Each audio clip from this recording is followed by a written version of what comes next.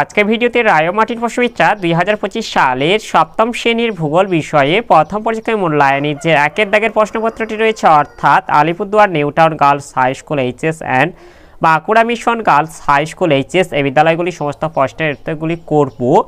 তার আগে আমরা 2025 সালের নতুন নিয়ম অর্থাৎ সপ্তম শ্রেণীর সমস্ত ছাত্রছাত্রীদের সার্বিক প্রগতি নিদর্শনপত্র অর্থাৎ এইচপিসি এই নিয়মে কেবলমাত্র প্রথম ও দ্বিতীয় পর্যায়ক্রমে মূল্যায়নের নতুন নাম্বার বিভাজন করা হয়েছে, যেখানে প্রথম পর্যায়ক্রমে মূল্যায়ন 15 থেকে 2 গুণ করে 30 নাম্বারের করা হয়েছে।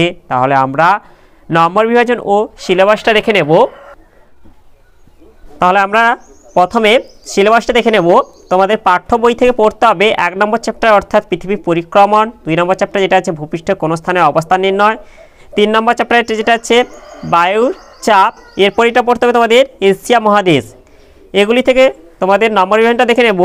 বহু বিকল্প উত্তর ভিত্তিক প্রশ্নমান 1 পৃথিবী পরিক্রমণ থেকে এটা 2 নম্বরে আসবে, ভূপৃষ্ঠের কোন স্থানের অবস্থান নির্ণয় থেকে এটা 2 নম্বরে আসবে, এশিয়া মহাদেশ থেকে আসবে এটা 2 নম্বরে। এরপরে অতি সংক্ষিপ্ত উত্তর ভিত্তিক প্রশ্ন এটা প্রশ্নমান 1, এটা হচ্ছে মোট সবগুলি থেকে মোট 4 নম্বরে আসবে। এরপরে এটা হচ্ছে সংক্ষিপ্ত উত্তর ভিত্তিক প্রশ্নমান যেটা 2 নম্বরে, এটা হচ্ছে সবগুলি থেকে মোট হচ্ছে 4 নম্বরে আসবে। আর এটা হচ্ছে সংক্ষিপ্ত ব্যাখ্যামূলক উত্তর ভিত্তিক প্রশ্নমান যেটা আছে প্রশ্নমান 3, এটা হচ্ছে সবগুলি থেকে মোট 6 নম্বরে আসবে। এরপর যেটা হচ্ছে ব্যাখ্যামূলক উত্তর ভিত্তিক প্রশ্নমান যার 5, এটা হচ্ছে সবগুলি থেকে মোট 10 নম্বরে আসবে। এই করে মোট তোমাদের 30 নম্বরের পরীক্ষা হবে। প্রশ্নপত্র সমাধান করার আগে বলে দিই, তোমরা কেউ যদি আমার চ্যানেলে নতুন হয়ে থাকো তাহলে চ্যানেলটি অবশ্যই সাবস্ক্রাইব করে নেবে। প্রথমে একে এটা আছে সঠিক উত্তরটি নির্বাচন করে লেখো। একে আছে পৃথিবী ও সূর্যের মধ্যকার সর্বনিম্ন দূরত্বকে বলে এটা অনুসুর অবস্থান। এরপরে 2 আছে মুক্তি বেগের মান প্রতি সেকেন্ড, এটা হবে 11.2 কিমি।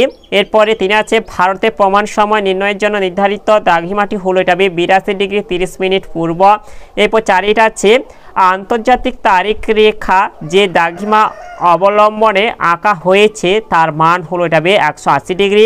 এরপরে 5 আছে এশিয়ার একটি উত্তরবাহিনী নদী হলো এটা ওপ।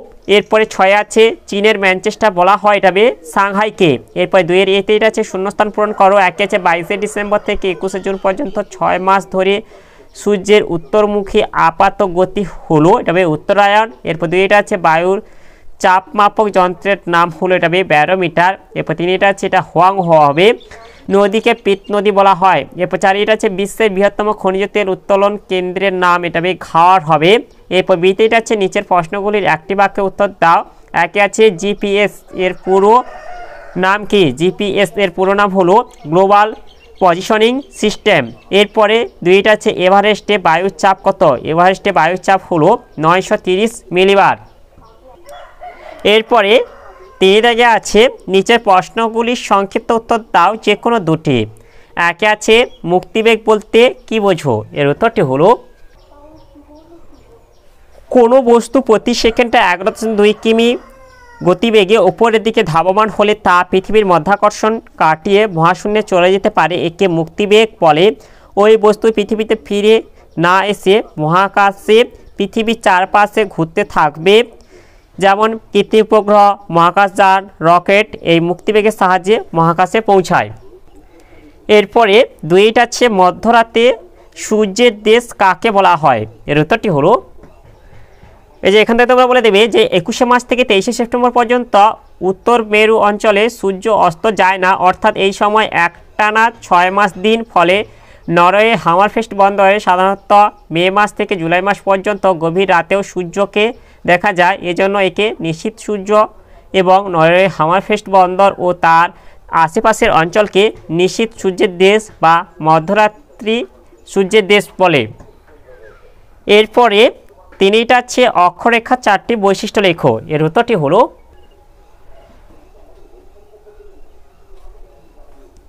অক্ষরেখার বৈশিষ্ট্যগুলি হলো 1 হচ্ছে পূর্ব থেকে পশ্চিমে বেষ্টন, অক্ষরেখাগুলি পূর্ব থেকে পশ্চিমে বিস্তৃত। এরপর 2টা হচ্ছে আকৃতি, অক্ষরেখাগুলি প্রত্যেকেই পূর্ণবৃত্ত। 3 মান অক্ষরেখার সর্বনিম্ন মান 0 ডিগ্রি এবং সর্বোচ্চ মান হচ্ছে এটা 90 ডিগ্রি। এরপর সংখ্যা নিরক্ষরেখার উভয় দিকে 1 ডিগ্রি অন্তর, 89টি অক্ষরেখা কল্পনা করা হয়েছে। নিরক্ষরেখা সহ দুটি গোলার্ধে মোট অক্ষরেখার সংখ্যা 179টি। এরপরে 5টি আছে প্রকৃতি। অক্ষরেখাগুলি প্রত্যেকটি দ্রাঘিমা রেখাকে সমকোণে ছেদ করে। এরপরে 4 আছে মহাকাশে। মহাকাশচারীরা এক ধরনের বিশেষ পোশাক পরিধান করেন কেন? এর উত্তরটি হলো আমাদের শরীরের রক্তের চাপ বায়ুমণ্ডলীয় চাপের চেয়ে সামান্য বেশি। মহাকাশচারীরা যখন মহাকাশে অবস্থান করেন তখন সেখানে বায়ু না থাকার চাপও থাকে না, ফলে বিশেষ ব্যবস্থা না গ্রহণ করলে দেহে রক্তের চাপ প্রবল হয়ে মহাকাশচারীদের দেহ ফেটে যেতেও এ কারণে তারা বিশেষ ধরনের পোশাক পরেন। এর ফলে মহাকাশচারীদের দেহাভ্যন্তরের রক্তের চাপ এবং বায়ুর চাপ দেহের বাইরের বায়ুর চাপের সমান হয়, ফলে বিপদ ঘটে না। এরপরে চারিদিকে আছে নিচের প্রশ্নগুলির সংক্ষিপ্ত ব্যাখ্যামূলক উত্তর দাও যে কোনো দুটি। একে আছে অপসূর অবস্থান বলতে কি বোঝো? বিষুব কথার অর্থ কি? বিষুব কথার অর্থ হলো সমান দিন ও রাত্রি। এর আগের প্রশ্নের উত্তরটি হলো পরিক্রমণের সময় 4 জুলাই তারিখে পৃথিবী তার কক্ষপথে সূর্য থেকে সর্বাধিক দূরত্বে অর্থাৎ 15,20,00,000 কিমি অবস্থান করে। এই অবস্থানকে অপসূর অবস্থান বলে। এরপরে 2 দাগে আছে এশিয়া মহাদেশের ভূমধ্যসাগরীয় জলবায়ু বৈশিষ্ট্যগুলি লেখো। এর উত্তরটি হলো এই যে এখান থেকে আমরা উত্তরটা বলে দেব যে ভূমধ্যসাগরীয় জলবায়ু অঞ্চল অবস্থান 30 ডিগ্রি থেকে 45 ডিগ্রি অক্ষাংশের মধ্যে ভূমধ্যসাগরের তীরে অবস্থিত সিরিয়া, লেবানন, জর্ডান, ইসরায়েল, তুরস্ক ইত্যাদি দেশে এই জলবায়ু পরিলক্ষিত হয়। প্রধান বৈশিষ্ট্য: 1. উষ্ণতা। গ্রীষ্মকালীন গড় উষ্ণতা 21 ডিগ্রি সেলসিয়াস থেকে 27 ডিগ্রি সেলসিয়াস এবং শীতকালীন গড় উষ্ণতা 5 ডিগ্রি সেলসিয়াস থেকে 10 ডিগ্রি সেলসিয়াস। 2. বৃষ্টিপাত। পশ্চিমা বায়ুর প্রভাবে শীতকালে 25 থেকে 50 সেমি বৃষ্টিপাত হয়। 3. আবহাওয়া। ভূমধ্যসাগরীয় জলবায়ু অঞ্চলে সমুদ্র প্রভাবাধীন সমভাবাপন্ন ও রোদ ঝলমলে আবহাওয়া দেখা যায়। এরপরে 3 হচ্ছে এশিয়া মহাদেশের দক্ষিণ বাহিনী নদীগুলির বৈশিষ্ট্য আলোচনা করো। এর উত্তরটি হলো এশিয়া মহাদেশের দক্ষিণ বাহিনী নদীগুলি আমরা প্রথমে জেনে নেব। 1 হচ্ছে গঙ্গা, 2 ব্রহ্মপুত্র, 3 সিন্ধু, 4 মেকং, 5 মেনাম, 6 টাইগ্রিস, 7 ইউফ্রেটিস, আর 8 হচ্ছে এটা হচ্ছে ইরাবতী। আর এই নদীগুলির বৈশিষ্ট্য হলো 1 হচ্ছে নদীগুলি বরফ গলা ও বৃষ্টির জলে পুষ্ট।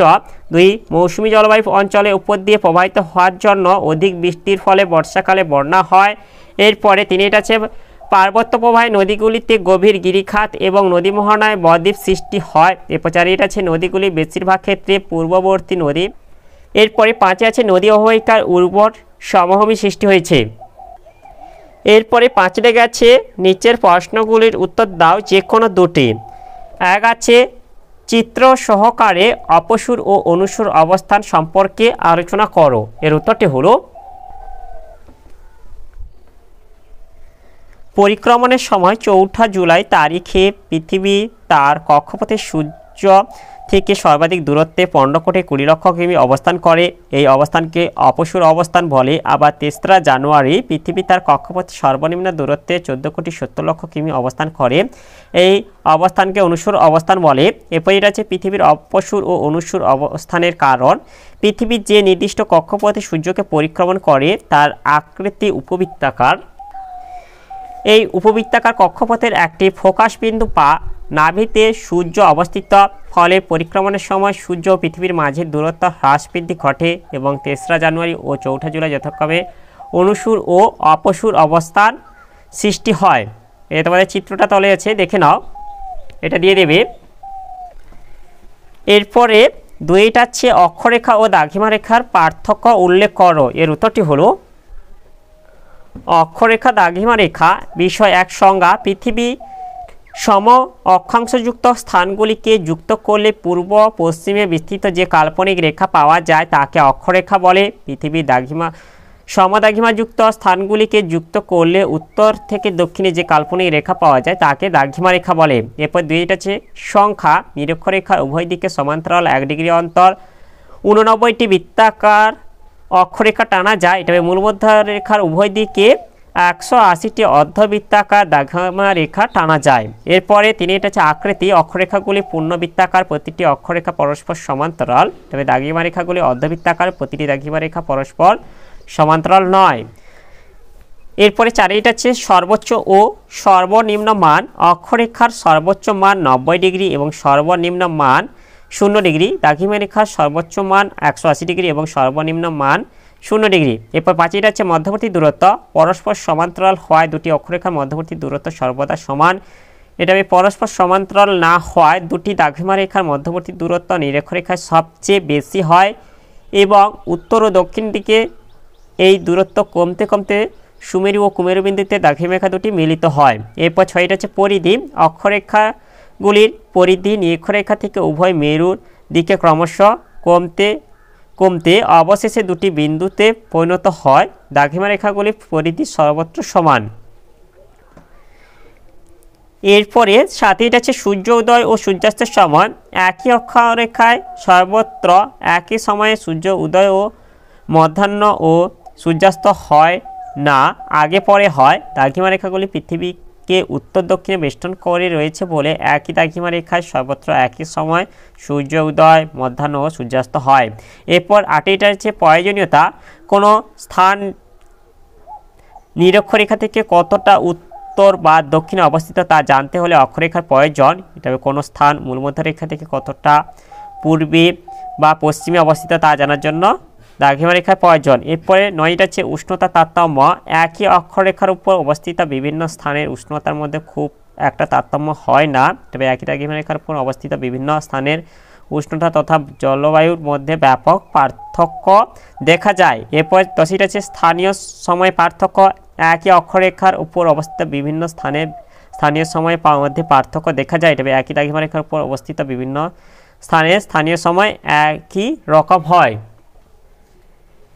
এরপরে এটা হচ্ছে বায়ু চাপ কয় প্রকার ও কি কি, সমচাপ রেখা 3টি বৈশিষ্ট্য লেখো। এর উত্তরগুলি হলো, আমরা এখান থেকে বলে দেব, এই যে ভূপৃষ্ঠ সংলগ্ন বায়ুর 2 ধরনের চাপ দেখা যায়, অর্থাৎ বায়ুর চাপ হচ্ছে 2 প্রকার, যথা এক হচ্ছে উচ্চচাপ ও 2 হচ্ছে নিম্নচাপ।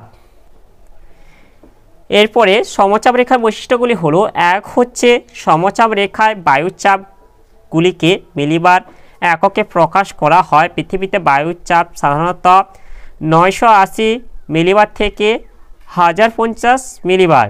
এরপরে এটা হচ্ছে সমচাপ রেখায় সাধারণত বায়ুচাপের পরিমাণগুলি সমুদ্রপৃষ্ঠে বায়ুচাপের হিসেবে দেখানো হয়। এরপর এটা আছে সাধারণত স্থলভাগের উপর সমচাপ রেখাগুলি আঁকাবাঁকাভাবে বিস্তৃত হয় এবং জলভাগের উপর প্রায় সমান্তরালে বিস্তৃত হয়। এরপরে সমচাপ রেখাগুলি পরস্পরকে স্পর্শ বা অতিক্রম করে না।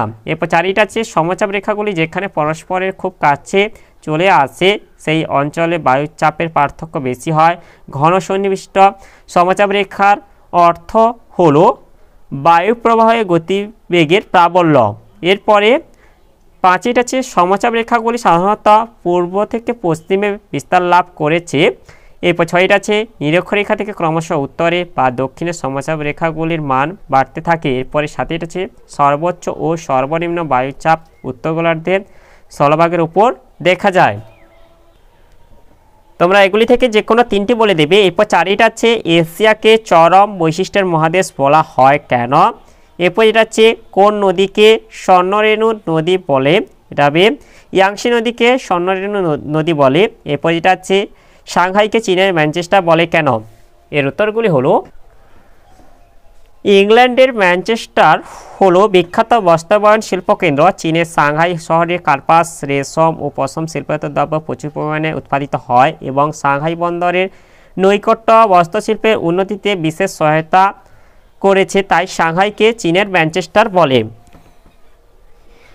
এশিয়াকে চরম বৈশিষ্ট্যের মহাদেশ বলা হয় কারণ হলো পৃথিবীর বৃহত্তম মহাদেশ এশিয়া। এক সময়ে শিক্ষা দীক্ষা, শিল্প, ব্যবসা বাণিজ্যে এই মহাদেশ পৃথিবীর অন্য সমস্ত মহাদেশেরই পথপ্রদর্শক ছিল। মহাদেশটির ক্ষেত্রমান বিশাল হয়। ভূপ্রকৃতি, নদ নদী, জলবায়ু, স্বাভাবিক উদ্ভিদ ইত্যাদি প্রাকৃতিক এবং সাংস্কৃতিক তথা অর্থনৈতিক পরিবেশের মধ্যে বৈচিত্র্য লক্ষ্য করা যায়। এই জন্য এশিয়াকে চরম বৈশিষ্ট্যের মহাদেশ বলা হয়। তাহলে আজকের ভিডিওতে আমরা সপ্তম শ্রেণীর ভূগোল বিষয়ে যে একই দাগে প্রশ্নপত্রটি ছিল তা সম্পূর্ণ করলাম। আর তোমরা কেউ যদি আমার চ্যানেলটা এখনও সাবস্ক্রাইব করে রাখো তাহলে চ্যানেলটা অবশ্যই সাবস্ক্রাইব করে নেবে এবং ভিডিওটি ভালো লাগলে ভিডিওটিকে অবশ্যই লাইক, কমেন্ট ও শেয়ার করে দেবে।